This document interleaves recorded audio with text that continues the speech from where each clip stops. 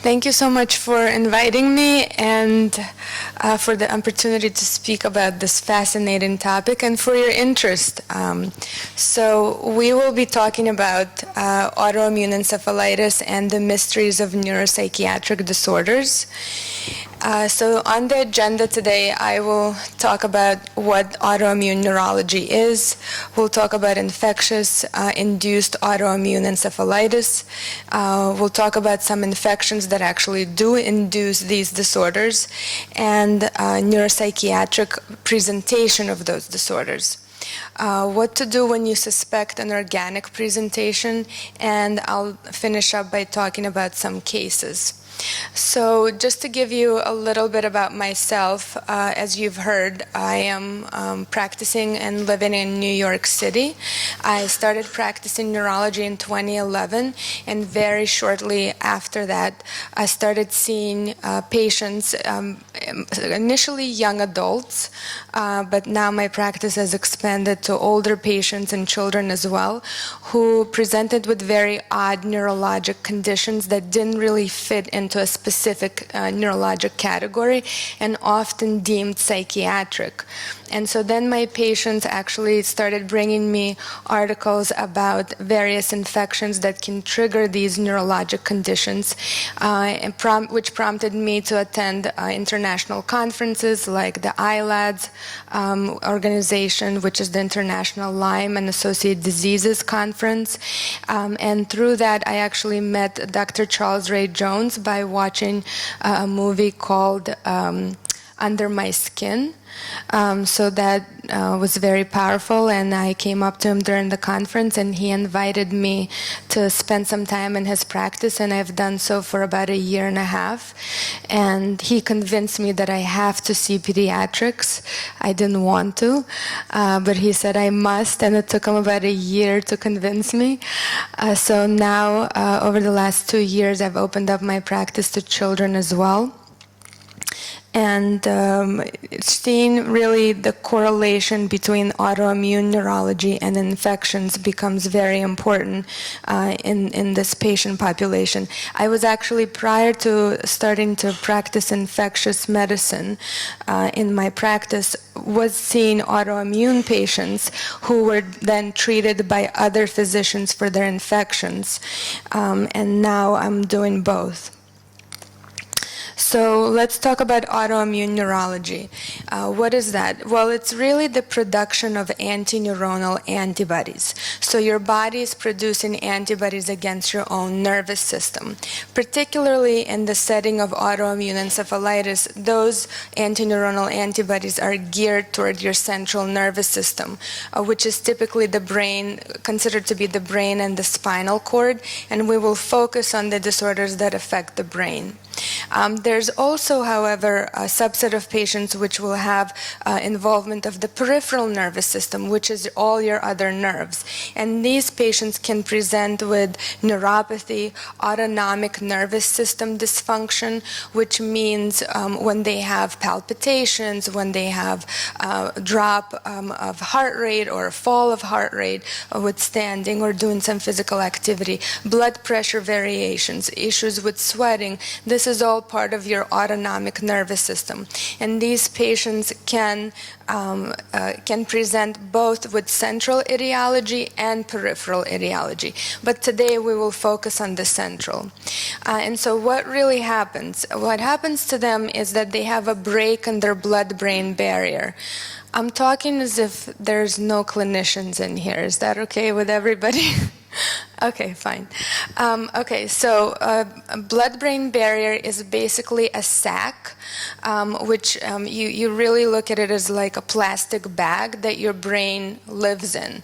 And that's a protection mechanism. So that, for example, when you have a burger for lunch, and so you have some nutrients that your body absorbs, and then the rest, the waste products, they are not allowed to penetrate that blood-brain barrier. Otherwise, all of us will be encephalopathic all the time, right? So when you have a break there, these chemical chemicals in these waste products actually get into the blood-brain barrier, and they're not supposed to be there. And that allows also antibodies to penetrate into the brain as well. And certain antibodies, we're going to learn, are bad, right? So they're fighter cells. They're trying to now not fight infections, but are trying to fight our own nervous system. And so that actually causes our brain actually starts looking different because of that. And you'll see inflammatory cells such as lymphocytes, and you'll see disruption of glial cells. So the supporting cells of the nerves become disrupted, and that's a major blow to the nervous system. It's often thought to be idiopathic. So what's idiopathic? In medicine, every time we don't know what something's caused from, it's idiopathic. Okay, that's a fancy word. But what I'm talking about today is to asking people to consider that some of these processes are actually infections and inflammatory induced processes, and not really idiopathic. So what is different from what you're hearing here is that most of autoimmune neurologists, I don't even know if you knew that that was a subclinical specialty, but there are now autoimmune neurologists that are popping out all over the United States and potentially in Europe as well. So most of them will just address the autoimmune component, these antibodies that are produced by our own body and attacks our own nervous system, but they don't look at the infectious component, and I think that needs to be looked at.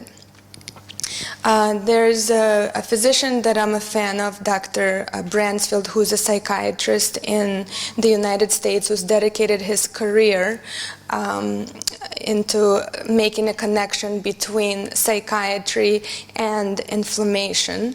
And he states that no self-perpetuating immune process without persistent infection has ever been scientifically proven, which to me says, to interpret this quote, basically says that we never proved the fact that in a clinical case where the patient has fluctuating symptoms or potentially getting worse, it's never been proven that there's no infection in that patient. So that needs to be considered in this patient population. So why does this occur? So if one, this is I would say a novel concept as well. Our DNA is made out of bugs. Out of bug DNA, okay? They've been here for millions of years before us, and they've incorporated into our DNA. And there's a hypothesis that says that if we're exposed to an infection that makes a significant portion of our DNA, this may trigger an autoimmune response because of molecular mimicry, which means that your body is thinking that it's attacking a bug, but instead it's attacking itself. So what are some of the triggers for these autoimmune disorders? So these are some of the infectious etiologies that we'll talk about. Lyme disease is one of them. Lyme's co-infections, and I will talk about what that means, that there are other infections that often Lyme disease presents with.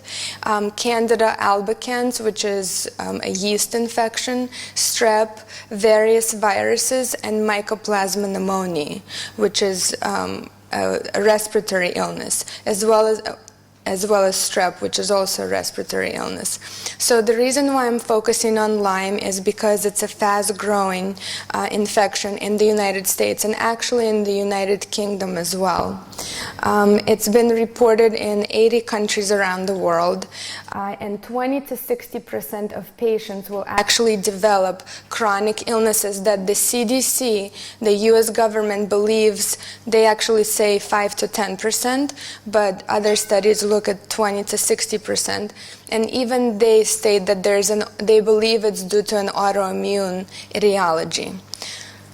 So this is a slide from LymeDisease.org, which shows that often Lyme disease actually presents with other co-infections. In my clinical practice, these numbers are higher, so higher than 30%. I would say close to 100% of my patients will present with one of these other infections, more commonly Babesia and Bartonella, which will present psychiatrically, but these other infections as well, such as mycoplasma. And strep is not here because it's thought not to be a tick-borne disease, and lymeDisease.org is a tick-borne disease, although you can get strep through tick bites as well.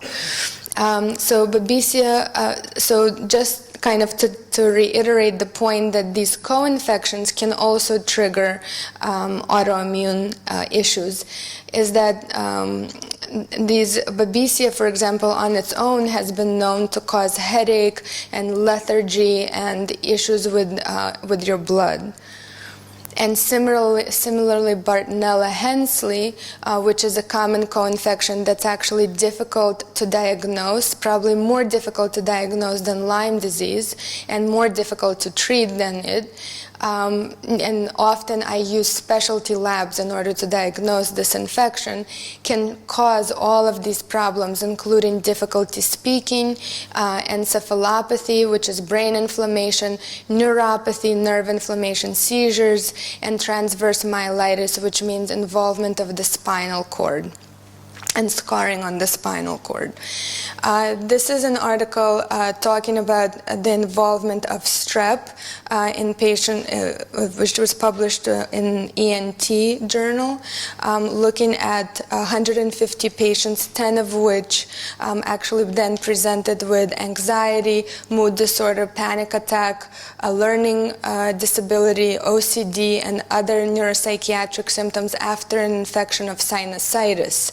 So they had a psychiatric presentation after a common sinus infection, and 10 out of those patients, or 8 out of those patients, actually their symptoms resolved with prolonged treatment of their infection. And one patient was lost to follow-up, and the other patient didn't follow instructions. So why do these infections develop into chronic illness? Well, this is the issue is that these infections, need to be identified, all of them identified and all of them treated at the same time, which is often not done, because your clinician is not suspecting it, or B, because the testing is not good. And it's important to identify all of the co-infections, and it's important to treat all of the offending agents, which means if you think that they have an infection, you treat that infection. If you're treating their infections, they're not getting better, they probably have an autoimmune process that has developed triggered by that infection. And so we need to treat now the infection and the autoimmune process and the inflammation in addition to treating these infections. Despite that, a percent of patients, remain ill, which is what I just said. So despite the fact that you're treating their infections effectively, they're still sick.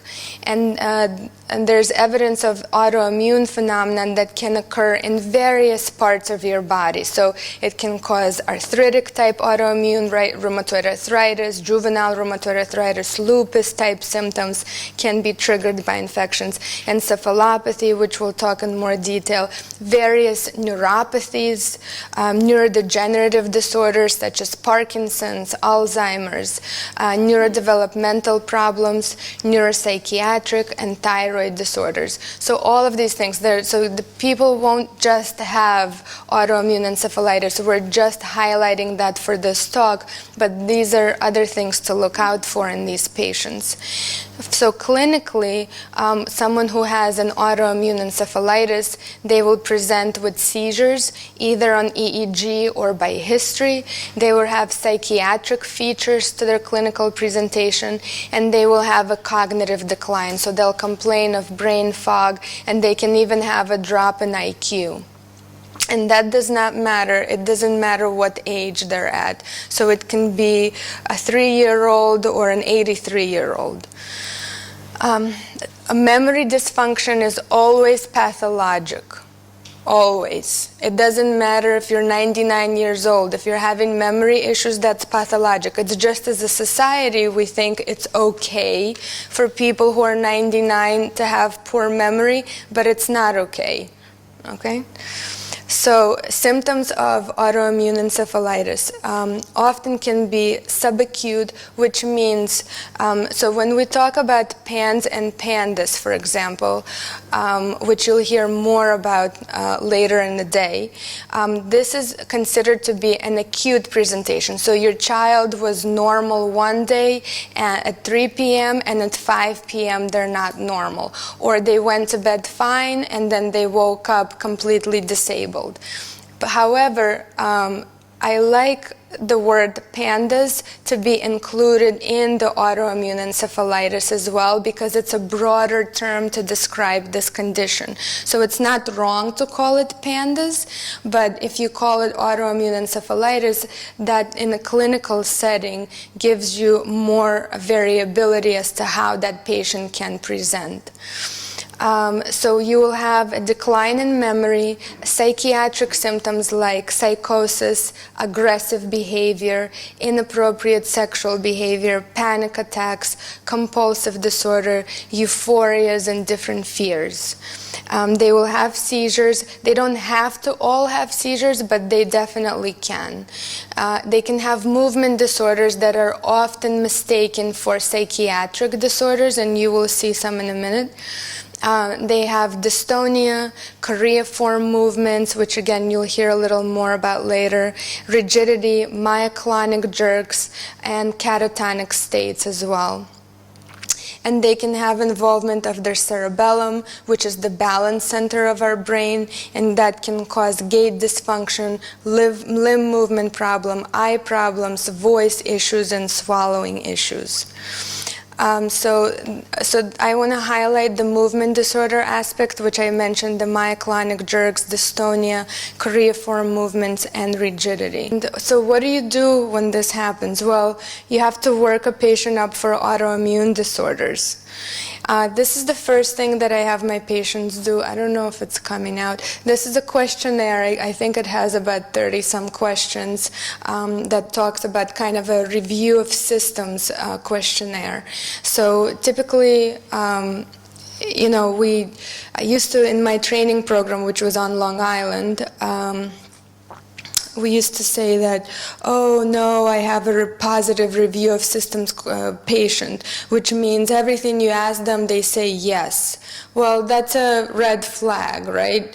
If everything you ask them, they say yes, then probably there's a systemic problem that's going on that we're not addressing.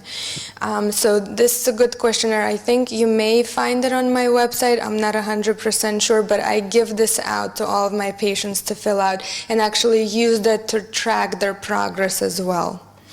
And then we start with working up their nervous system by doing an MRI of the head. We'll do an EEG study.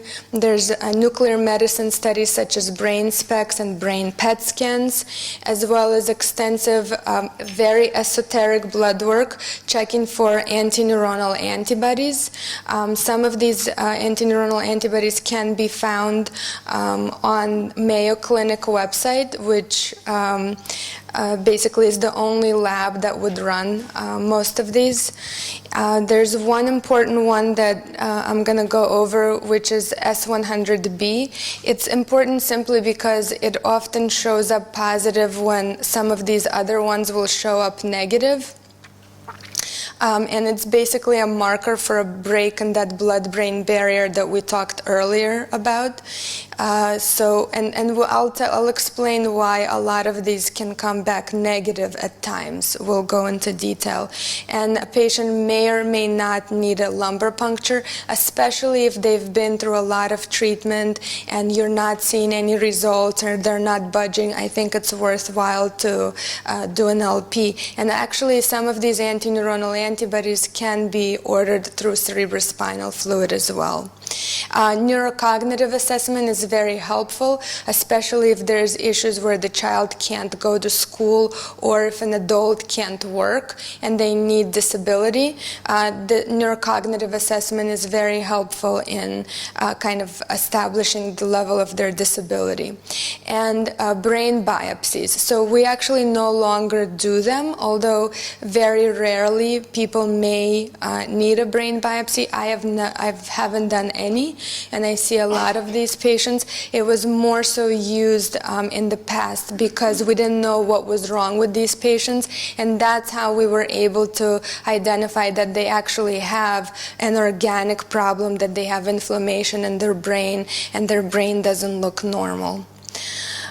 This is another slide. This is Interneuronal antibodies from a Journal of Clinical Neurology, and it just lists the type of antineuronal antibodies that are available. Again, you can go into Mayo Clinic and go to their autoimmune encephalitis or paraneoplastic encephalitis panel and get all of those. And I don't know if they're available in the UK, but in the United States, most of the labs will run this.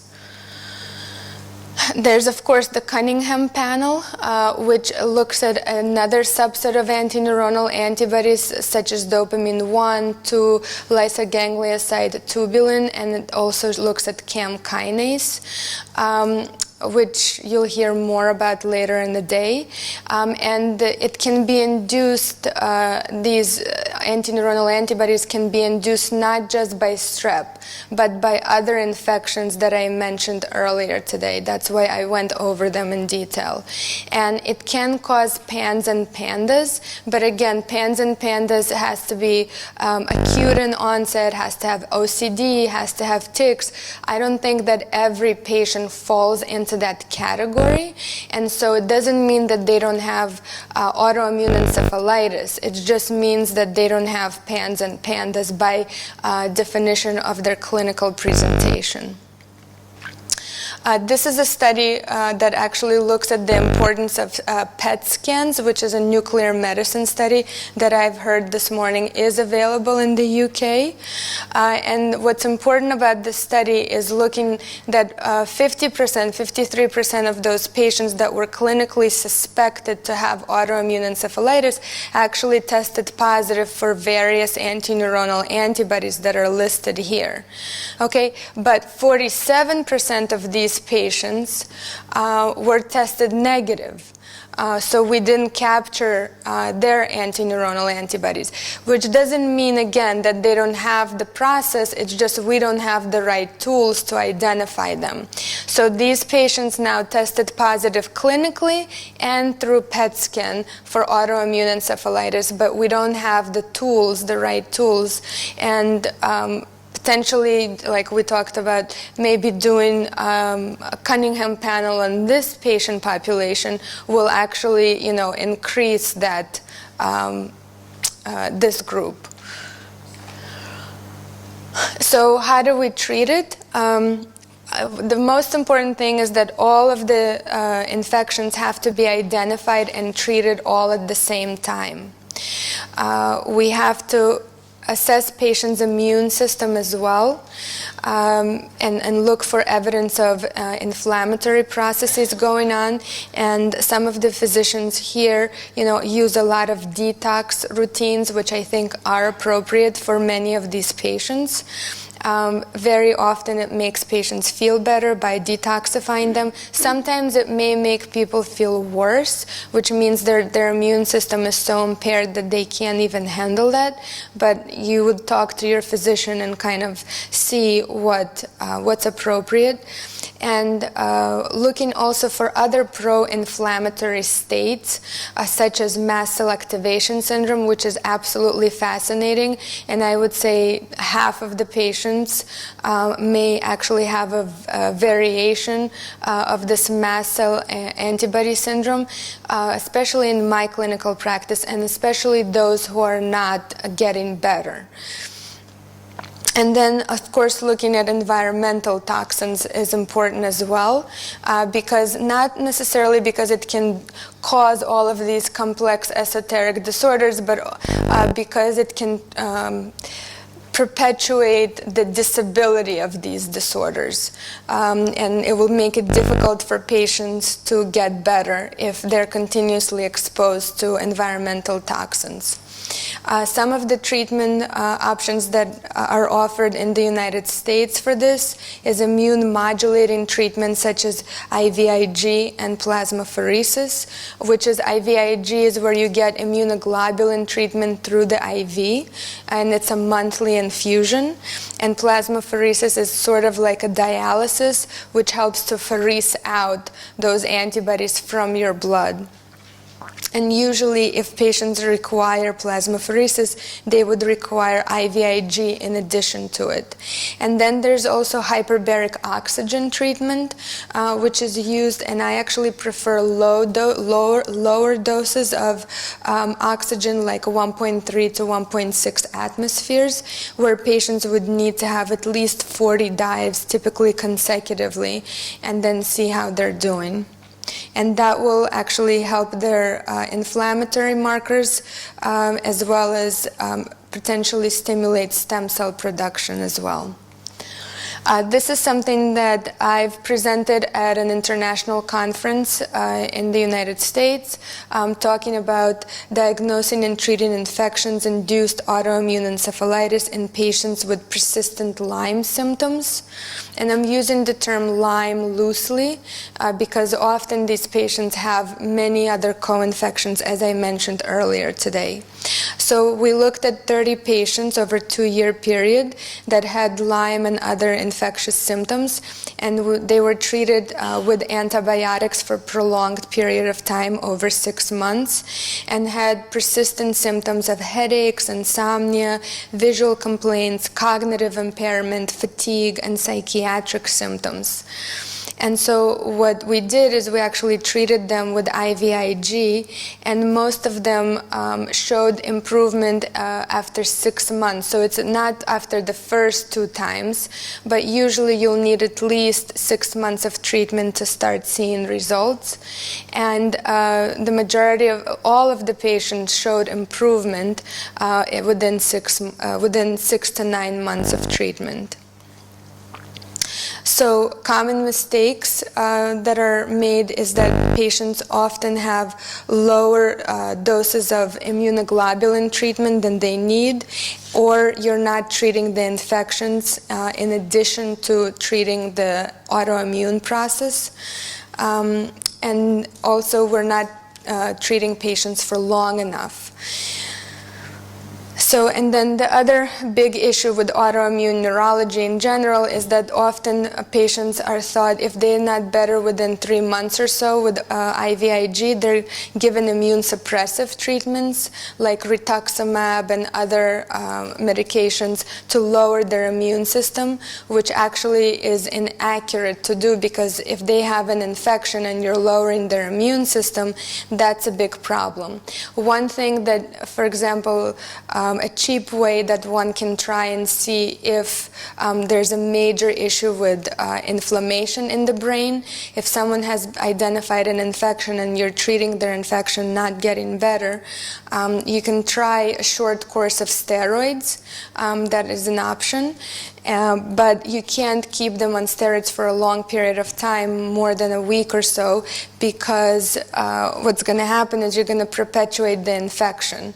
And so with these patients, you would keep them on antibiotics and give them steroids and see how they respond. And some of them respond quite nicely, and some of them don't respond at all, which doesn't mean they don't have it, but for those patients whom it does respond, it's very, very telling.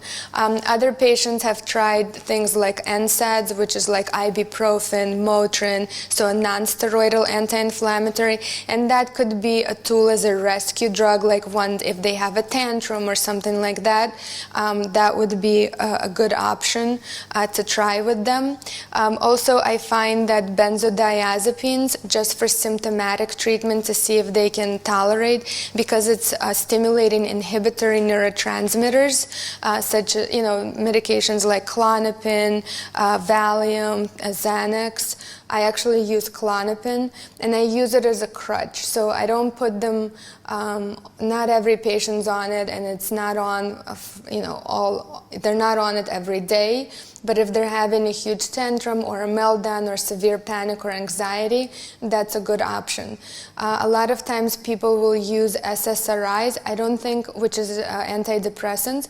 I don't think every patient in this category is actually able to tolerate SSRIs because they work on excitatory neurotransmitters, and some of these patients, their brain is so inflamed, they get worse on SSRI. So I would be careful with that. There was also a question previously on low-dose naltrexone, which is supposed to kind of enhance your immune system. I'm not against trying it. I would go up to as high as 4.5 milligrams. I've had a couple of patients recently who've had worsening of OCD behavior on low-dose naltrexone, so I would be careful. If the patient's not doing well, probably back off on that. These are some of the case presentations I just wanted to give you to kind of drive the point home. And so this is a 22-year-old woman with 3 inpatient psychiatric hospitalizations in the last 7 years. She had symptoms of hyperreligiosity, delusions of grandeur, no concept of time, depressed, feeling of depersonalization, headaches, and brain fog. She had an MRI of the head that just showed a couple of areas of scarring, nothing major.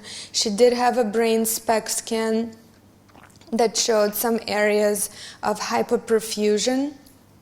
And she had blood work that showed she has 3 of these infections: Lyme, Bartonella, henselae, and Babesia microti, all of which we've discussed today. And she tested positive on the Cunningham panel, 3 out of 4 antineuronal antibodies. So this patient actually was seen by a psychiatrist in Harvard, and he was managing her for 3 to 4 years prior to her coming to see me. And she was seeing another doctor to treat her infections, and despite the fact that we've been treating her infections, she wasn't getting better. She in fact was getting worse. So once we identified that she has this autoimmune encephalopathy, what happened was she was given IVIG treatment, and within 3 to 4 months we didn't notice any significant improvement, and she was pushing me. I would have waited a little bit longer, but because she's had this for 7 years, she wanted to do plasmapheresis, and we were able to approve it for her, so she didn't want to wait. So we added plasmapheresis, and she just finished her last plasmapheresis, I guess in the month of April. And for the last 4 months, she's been back in college in an Ivy League school and is doing really good. But she's continuing to be treated for both her infectious and autoimmune encephalitis. So to me, she's better, but she's not cured, so we continue to treat her. Okay, this is a child who presented at 10 years old.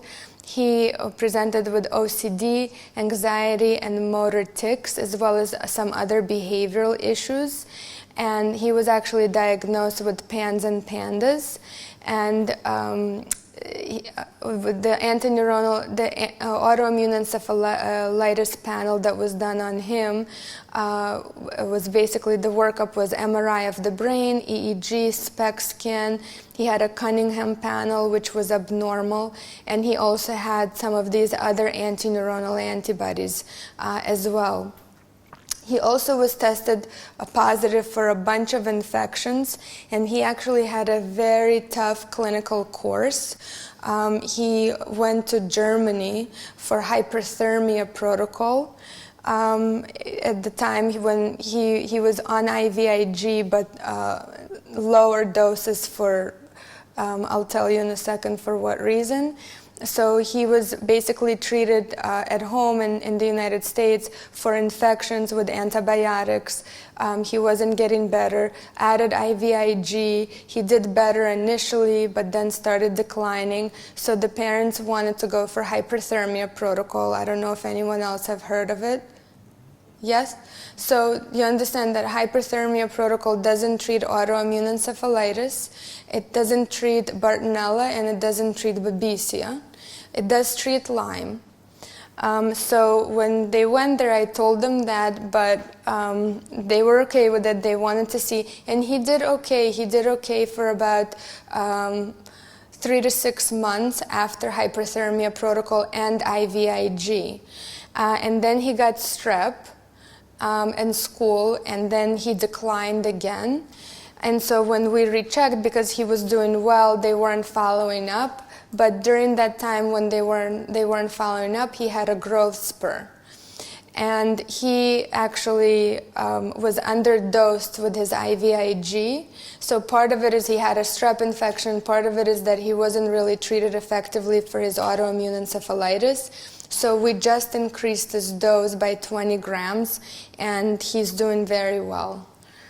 But again, he's being treated actively, and he's responding to treatment, but there's still a lot of work to do. This case I included because, well, you'll hear, 21-year-old with developmental delay and autism at age 4. So not to say that, there's not other reasons why people can have autism-type symptoms and autoimmune encephalitis. It can definitely be congenital and developmental, but the reason I'm bringing him up is that he was doing okay. His baseline. He was at his baseline. But 3 years ago, things changed significantly. So he started exhibiting aggressive behavior, decline in verbal output, and was expelled from his school for aggressive behavior. So there was a change here. And a lot of times these kids are not being looked at because, oh, he has autism, it's normal, right? But it's not normal. He's off his baseline. So he was getting a workup done, and despite taking his psychiatric medications, they couldn't calm him down. He continued to be very aggressive. His CAT scan of the head was normal, but his blood work tested positive for Lyme, for Babesia microti, Bartonella henselae, and Coxsackie virus. So this patient who acutely became encephalopathic clinically, right, because he wasn't like this before, he then developed all these infections, and they actually did say that he had one summer he was exposed to multiple tick bites before this happened. And we treated these infections, and he came off his psychotropic medications. So this is kind of the majority of my talk in terms of from the clinical perspective. I do want to mention that this is a lot to swallow for most people. So I do offer phone consultations because I understand that people come to see me from all over the place, and it's not always easy. So if you have a clinician who is willing to work with you and willing to follow advice of another physician, this would be a good option for you.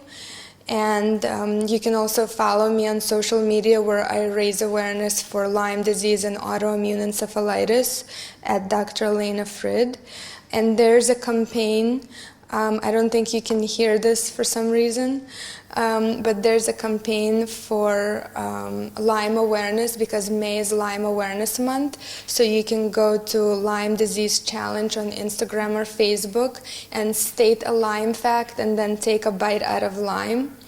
And then this is something that I've been trying to raise awareness for this for a couple of years. So, you can find me in some of these publications, as well as Lyme and Reason, which was actually an award-winning show put on by Fox with various clinicians talking about Lyme disease. You can look into that.